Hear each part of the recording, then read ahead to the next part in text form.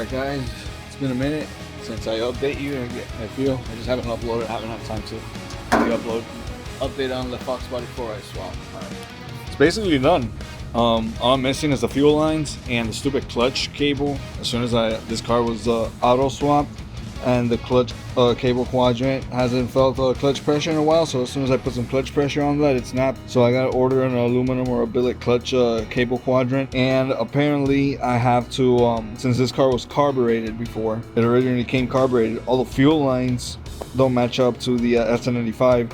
So I had to, as you can see, the fuel lines are from the SN95 are right there on the floor, but none of the fuel lines match up to the 83 from the 95 SN95. I mean, I'm not surprised. It's a different motor. It's a different 5.0. So my solution for it, instead of getting custom lines and all that shit, was to just use the SN95 fuel lines. I got them from the SN95 donor car that I have in the back, and I'm just planning on running the tank, the fuel lines, everything through the car. Right now I'm seeing like what it looks like underneath the Foxbody. Doesn't seem like there's many differences. I'm gonna try to just take the 83 Foxbody fuel lines out and try to just retrofit the other ones in there. So all in the name of getting this car running as cheap as possible. This is a true budget Foxbody build in 2025 with a 4i Fox. So it's not exactly common, but it is very possible. And to do it on a budget, I got the donor car really cheap, and I got the shell for a decent price in 2025, and it's got absolutely zero rust, which is insane. It's an 83. So, you know, let's get to work.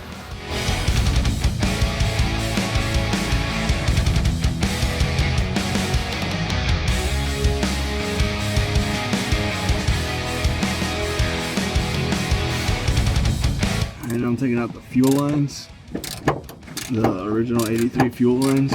They're not compatible with the fuel lines from the intake manifold. And instead of spending money, I'm going the cheap route, the cheap, laborious route.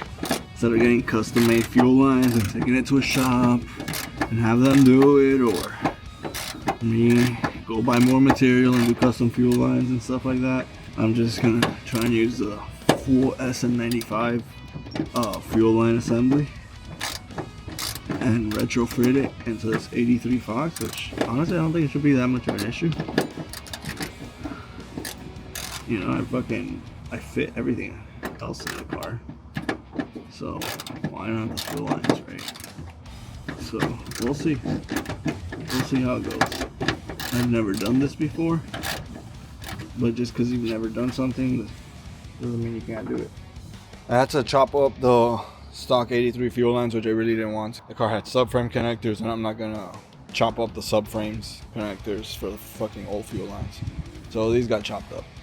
But anyways, so right now, update, I am fitting the SN95 fuel lines onto the Fox. So all I really have to do is just drill a couple holes, because the body lines really fucking match up. It's really like the same car underneath. Holy crap. Just drill up a couple different holes, zip tie a couple things here and there, and bam, fuel lines are gonna be ran.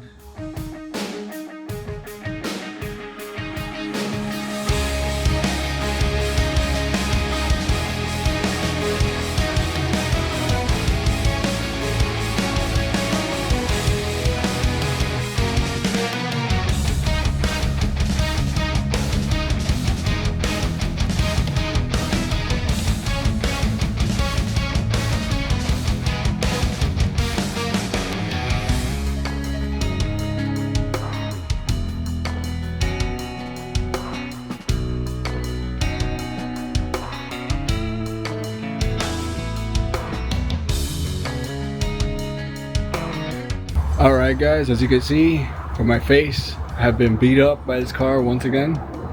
But just because we were beat up doesn't mean we lost the fight. Fuel lines are in, baby. Fuel lines from the SN95 are in this motherfucking car. Yeah, that was a bitch and a half.